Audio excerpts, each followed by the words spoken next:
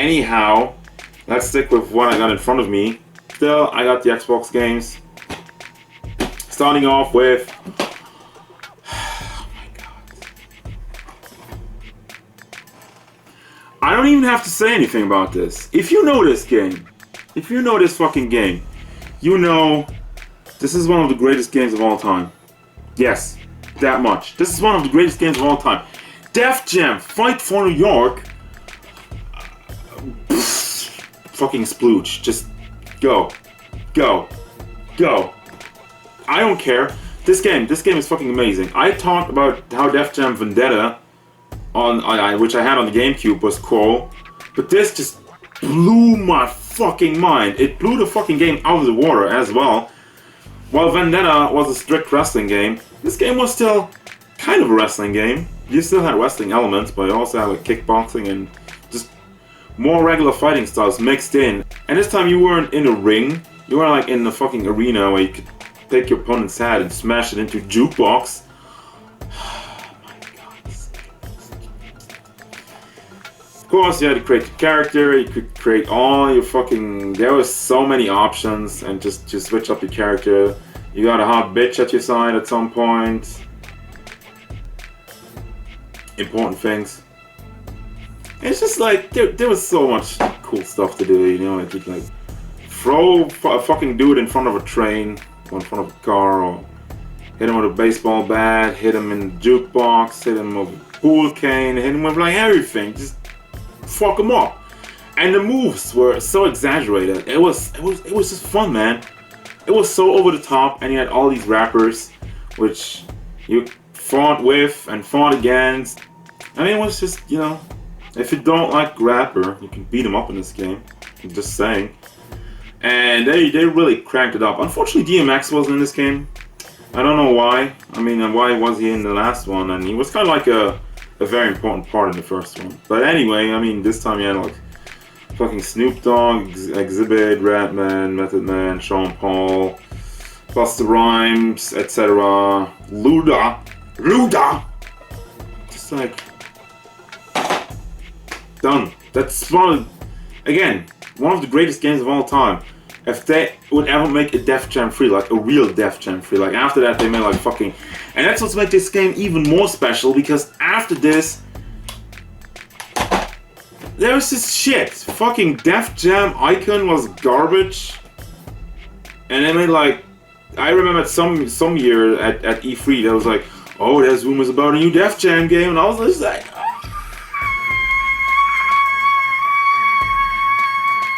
But then it turned out to be karaoke game.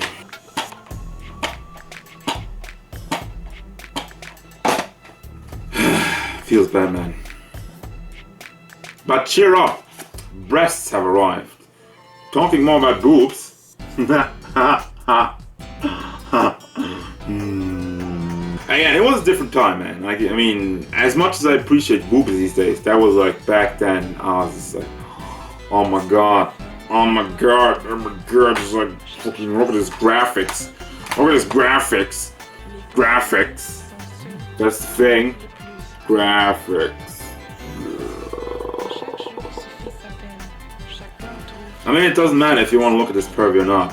I'm adult enough to look over that and fucking just... It's a fun game. Like, seriously. I enjoy playing volleyball in this game. And of course, I would not be playing volleyball if it didn't have fucking boobs and my favorite characters from Dead or Alive, obviously. But still, as a game itself, it still stands as crazy as you might think I am. It's still a fun volleyball game, and I just like looking at boobs. Speaking of which, there's Booby the fighting game. Man, I'm just making this worse. I mean, here I was like fucking respect Dead or Alive 2, and I'm calling this Booby the fighting game. I'm just messing around, guys. Seriously. I wouldn't buy all these Dead or Alive games just to look at boobs. And Jan Lee's on the cover of this one. What the hell were they thinking about that one? Fortunately, I have the shitty classics version, which I kind of look at it right now, and I'm feeling like I should get the real fucking cover, because this is trash. Well, even the discs has classics. Damn it. I mean... For me being a collector, this is kind of crap. But anyway, Dead or Alive 3, What I got to say about this game, I mean, obviously that's why I got the Xbox, because of Dead or Alive being Xbox exclusive.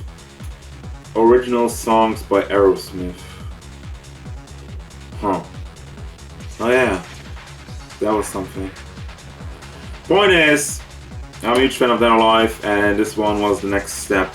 Even though this one is probably kind of like the weaker ones, honestly. The main problem with this game was that countering was way too fucking easy, and at some point I was just like, I was always playing this with a couple of friends, and we were kind of getting competitive, but not like at a really high level. It was still kind of jerking around. Ha! Jerking to Dead or Alive. That's funny, right? Well, we were playing around with this game, and it was mostly 3 of us, myself included, and basically 2 of us, myself included, had figured out the counter system, and were basically just like counter everything. So the funniest part was always fucking with the third guy who couldn't counter for crap, and he was just like attacking and just like counter, counter, counter, and he was just getting so mad, like, oh my god, stop fucking countering! Yo, Nick, remember, I'm calling you out. You couldn't fucking counter, pussy. But yeah, Dead or Alive 3. And I feel like I have to do a special shout out to this game, because this game was special. Ha! I'm talking about Fang Test of the Lotus.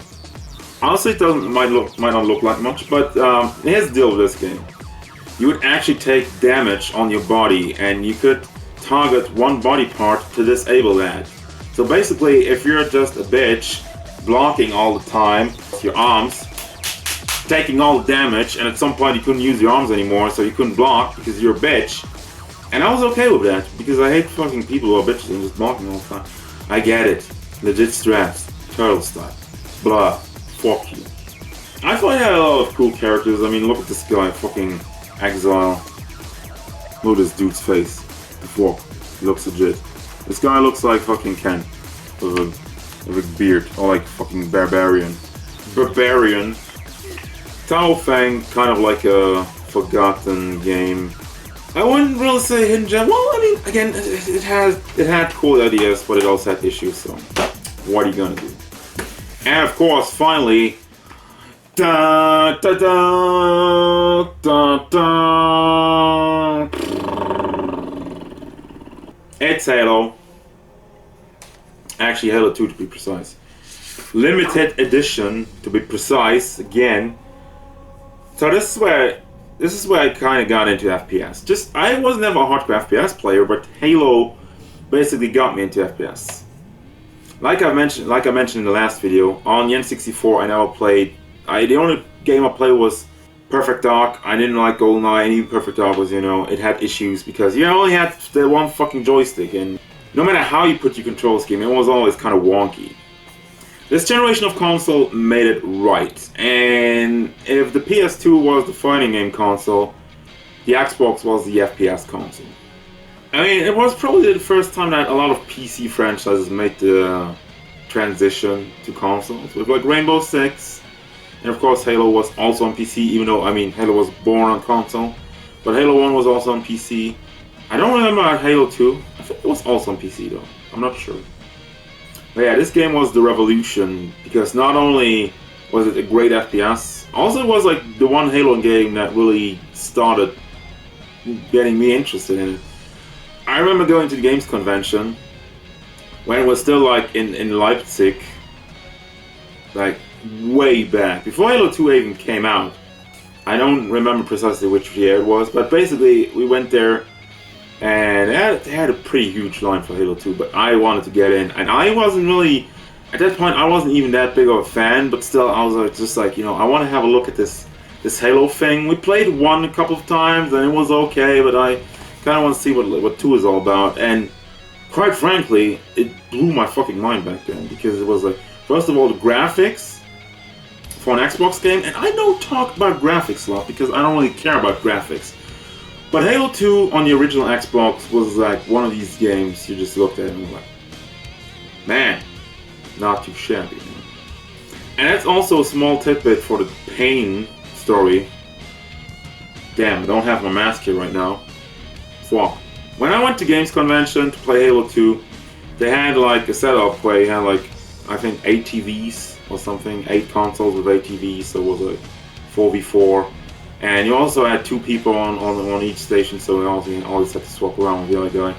The fun part was, we were just playing there, and when the scoreboard always came up when you died, I was like, wait, Payne?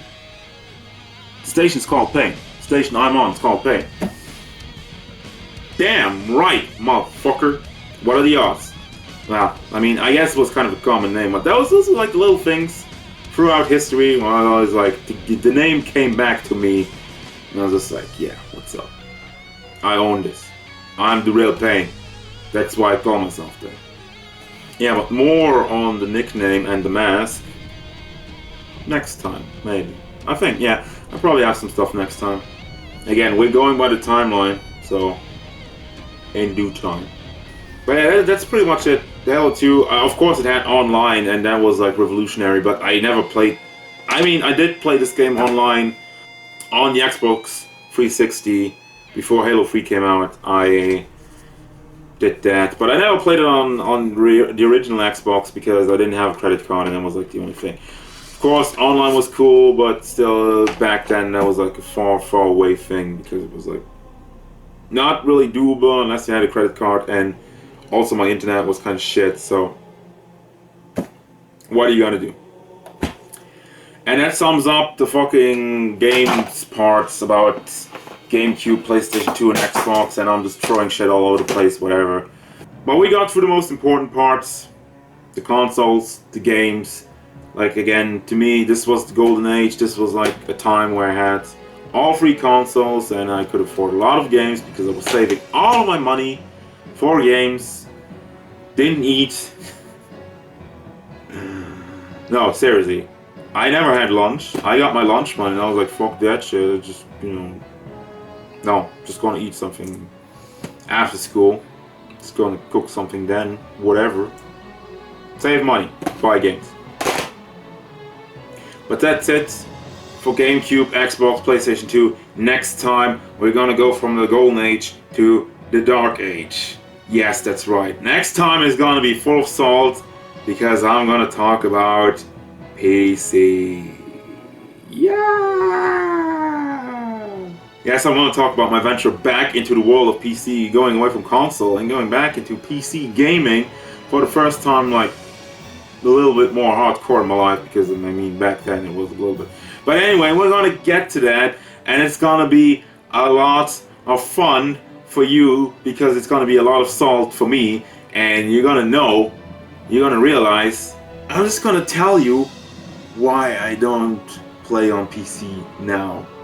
Because a lot of bad memories. But anyway, that's for next time. Thank you very much for listening to me ramble once more.